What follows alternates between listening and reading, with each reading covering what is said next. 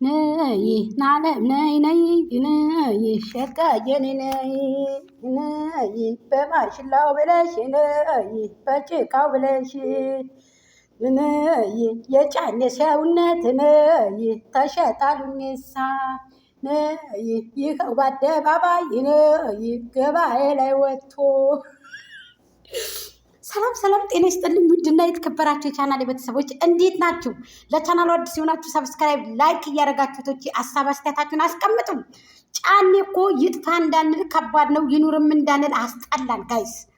አሁን ደግሞ ወደ ክስ ራስህ መግቢያ ሰርተክ ተመልከቱ፣ መዋረድ። ራስህ መግቢያ ሰርተክ ወይ ሌላ ሰው ና ብሎ አልጠራ፣ ራስህ መግቢያ ሰርተህ ራስህ ለሁላቸውም በየቤታቸው እየሄድክ ቪዲዮ እያደረስካቸው ስትቀጠቀጥ የከረምክበትን በቀጠቀጥ ቻናልህ እምቢ ስላለክ ልጆቹ አድማ ስላደረግን፣ ስለዚህ አሁን ደግሞ ከተፍ ብለህ ምናልክ ደግሞ ወደ ህግ ሴትን ልጅ ባሪያሁና እንድትኖር ባሪያሁና እንድትቀጥል ይሄ ነገር ቢቀርብህስ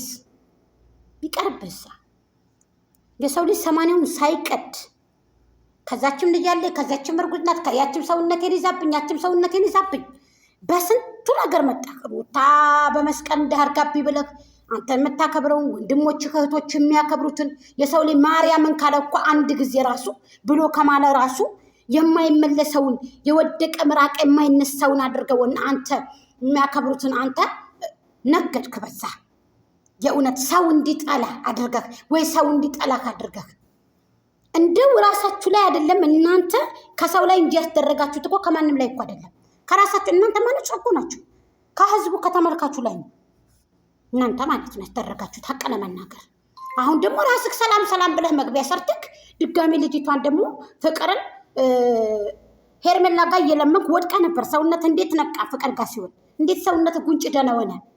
ሄርሜላ ላይ በጣም ሰውነት ዝንፍልፍል ብሏል። ቅቤ ተቀባ፣ ፊትህን ፋዝሊን ተቀባ፣ ክሬም ተቀብተ ይሁን አላውቅም፣ ዝንፍልፍል ብለሃል።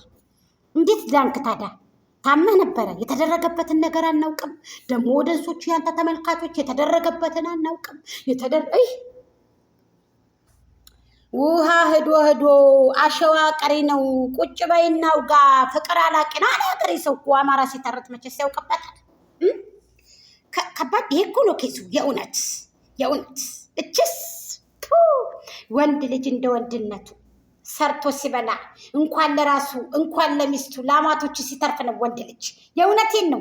ዘይቱንም ፍየሉንም ሳባርጎ ወስዶ ቁጭ ብላ ሚስቱ በኩራት በክብር ከአላህ በታች ወንበሯ ላይ ቁጭ ብላ የጎደለውን ሞልታ ከአካውንቷ መዝረጥ አርጋ ቤተሰቦቿን ሀጅና ዑምራ አስደርጋ ባለቤቷን በክብር ሰላም አለይኩም እንዴት ናችሁ ብሎ ፍየሉን አመጥቶ ጠዋት ላይ አርዶ ለ3 ቀን ለ2 ቀን አማቶቹ ቤት ዘና ብሎ ፈታ ብሎ ልጅቷን በክብር በልታ ጠጥታ ከተቀመጥሽ ተቀመጭ ካልተቀመጥሽ ደግሞ እኔ ልሄድ ነው ስራ አለብኝ ብሎ ወንድ ልጅ ሱፉን ለብሶ ከራባቱን አስሮ ላጥ ብሎ ሲሄድ የምን ያህል ያስደስታል። አላህ ይባርክህ። ወይ እኔ ተመኘሁት ግን እንደዛ ነው። ስለዚህ የእናንተ ከፋ፣ አቶ ጫኔ ከፋ። ያንተ ሶሻል ሚዲያ ላይ ቅጥቀጣ ዶራል መልቀም። እስኪ አንድ ቀን እቤትህ ልጅህን ይዘህ ሚስትህን ይዘህ ፍየሉን ረድና ድልቅቅ ብላችሁ እንደ ድሮ እንዳመጣጣችሁ እንጀራችሁን አድርጉ። ሩታዬ ባለሙያ ነሽ፣ ሽክን ምጥን አድርጋችሁ ቁርጡም ስጋው ምነጋሽየም የሩቲን ቤተሰቦች አንተ ቤተሰቦች ሰብሰብ በሉና እስኪ ይቅርታ ቪዲዮም ሆነ እስኪ ፈጣሪ ተው ሰው ይሄን ሰውን ተው፣ ችግር የለው ብትንቀውም አላህ ሱብሃነሁ ወተዓላ የፈጠረን አምላክ ብቻ ይናቅ። እንግዲህ አላህን ይዘን ደግሞ ምንም የምንሆነው ነገር የለም። ጊዜ 4 ዓመት ሙሉ ዶላር ከመልቀም በሰላይ ሰፖርቱስ ብሩስ እንዴ የእውነት ተመቀጥቀጥ። እስኪ አንዳንድ የደስታ ቪዲዮ ስራና አይታይ የሚታይ እስኪ እዛ ላይ እስኪ ተመለሻሸ። በጣም ይሄ አንድ ወንድማችን ይሄ እጅ የሌለው ጋይስ አበረታቱላችሁም። እሱ አሁን የተሳሳተ መንገድ ላይ ነው ያለው። እየተቃተልኩኝ ነው እገዙኝ እያለ ነው። እህቶች ሀቁን ለመናገር እውነቱን ያ ልጅ ለምንድን መሰላችሁ የሚቃተለው? እውነታው ገብቶት፣ ምክንያቱም እሱ ከቤቱ ስላለ እንደዛ ብሎ ነው ያለች መውራት ያለበት።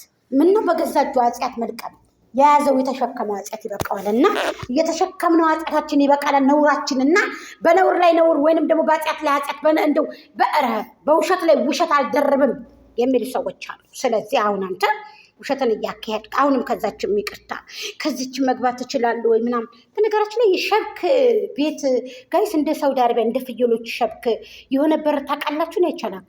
ሸብክ ምን ለምንድን ነው ሸብክ እንደዛ የሆነ አላቅም። ብቻ ለማንኛውም ላይክ፣ ሼር፣ ኮሜንት፣ ሰብስክራይብ እያደረጋችሁ ሀሳብ አስተያየታችሁን አስቀምጡ።